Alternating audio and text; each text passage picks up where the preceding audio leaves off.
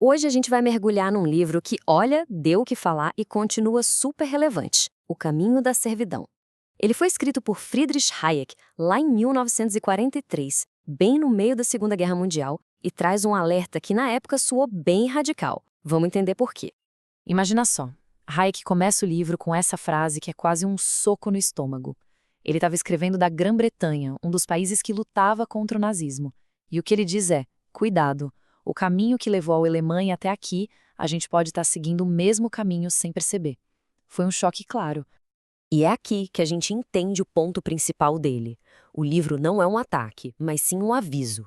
Hayek olhava para as democracias como a Inglaterra e via que, com as melhores intenções do mundo, elas estavam começando a adotar ideias e políticas que, na visão dele, eram a semência do totalitarismo. E aqui que está o grande paradoxo que ele aponta. Não foram pessoas más que criaram o problema, segundo Hayek. Foram pessoas de boa vontade, idealistas, que queriam um mundo melhor e mais justo, que, ao defenderem certas ideias socialistas de planejamento, acabaram, sem querer, abrindo a porta para algo que elas mesmas detestavam. Ok, mas qual é o primeiro passo nesse caminho perigoso? Para Hayek, tudo começa com uma ideia: a planificação. E essa ideia que funciona como um escorregador. Uma vez que se entra, fica difícil parar de descer. E aqui é crucial entender uma coisa. Quando Hayek fala em planejamento, ele não está falando de você planejar suas férias ou de uma empresa planejar seus investimentos. O alvo da crítica dele é um tipo bem específico: o planejamento econômico central. Aquele em que uma autoridade central, o governo, decide tudo: o que vai ser produzido, quanto vai custar, quem vai trabalhar onde, substituindo completamente o jogo da concorrência do livre mercado. Então, a escolha que ele coloca na mesa é entre dois sistemas que não se misturam. De um lado, a concorrência, que é descentralizada. Ninguém está no comando de tudo, as pessoas e empresas vão se ajustando umas às outras. Do outro lado, o dirigismo central, que é o oposto: uma autoridade no topo coordenando tudo e todos, usando o poder do Estado para isso. Certo, mas e daí? Qual o problema de planejar a economia? Bom, para Hayek, o problema é que esse controle não para na economia. Ele, inevitavelmente, começa a se espalhar por todas as outras áreas da nossa vida. Essa é a pergunta de $1 milhão, né? Como é que uma decisão sobre, sei lá, o preço do leite pode acabar ameaçando as nossas liberdades mais básicas? Parece um salto enorme, mas vamos acompanhar a lógica dele. Essa citação que Hayek usa é a chave para entender o argumento. Pensa bem, quase tudo que a gente quer na vida depende de recursos, de dinheiro, de coisas. Se uma única autoridade controla todos esses recursos, ela não está controlando só a economia, ela está controlando os meios para todos os nossos fins. Ela, no fundo, ganha poder de decidir se os nossos sonhos e objetivos são importantes ou não.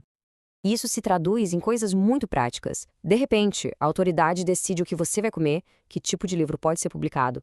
A sua liberdade de escolher a carreira que quer seguir diminui porque o plano precisa de mais engenheiros e menos artistas, por exemplo. Onde você vai morar, onde vai trabalhar, tudo passa a ser determinado pelo que é bom para o coletivo. E as leis?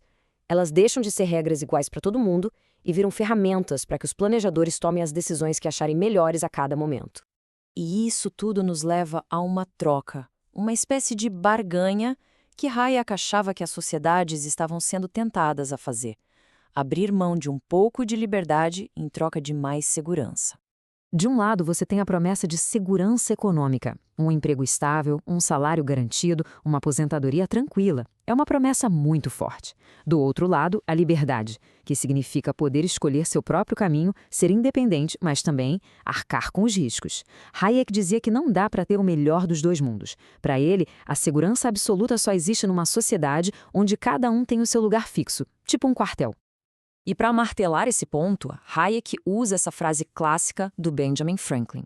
A ideia é que, nessa troca, ao tentar garantir uma segurança que talvez seja temporária, as pessoas acabam perdendo as duas coisas no final: a liberdade que entregaram e a própria segurança que tanto queriam. Agora a gente entra numa das partes mais sombrias e provocadoras do livro, a explicação de Hayek sobre por que, nesses sistemas, são sempre os piores que chegam ao topo do poder. A tese dele aqui é forte. Não é que pessoas ruins tomam o poder e estragam o sistema. É o contrário. O sistema de planejamento centralizado, para funcionar, precisa de um poder tão grande, tão absoluto que ele naturalmente atrai e promove o tipo de pessoa que não tem problema em passar por cima de qualquer regra ou moralidade em nome do bem maior. Hayek descreve quase um passo a passo. Primeiro, o futuro ditador não vai buscar apoio nos mais educados ou críticos, mas sim no grupo maior, mais dócil, naqueles que são mais fáceis de convencer. Segundo, é muito mais fácil unir as pessoas pelo ódio ou pela inveja do que por um ideal positivo. Então, cria-se o inimigo. E terceiro, esse nós contra eles vira a grande força. A culpa de tudo é daquele grupo ali, seja uma classe social, uma etnia, qualquer um que possa servir de bode expiatório. Para fechar nossa análise, vamos amarrar tudo isso e pensar por que essa discussão continua tão viva até hoje. Então, se a gente pudesse resumir o caminho da servidão em uma frase, seria esta: a tentativa de criar um paraíso de segurança total, usando o poder do Estado para controlar tudo, acaba se tornando uma armadilha. Uma que, no fim, destrói não só a liberdade, mas também a própria segurança que prometia entregar. E essa é a questão que fica no ar, mais de 80 anos depois. Nos debates atuais sobre o tamanho do Estado, sobre até onde vai a liberdade individual, sobre o que estamos dispostos a trocar por mais segurança, até que ponto os alertas de Hayek ainda fazem sentido? É uma reflexão que vale a pena. Concorde-se ou não com as conclusões dele.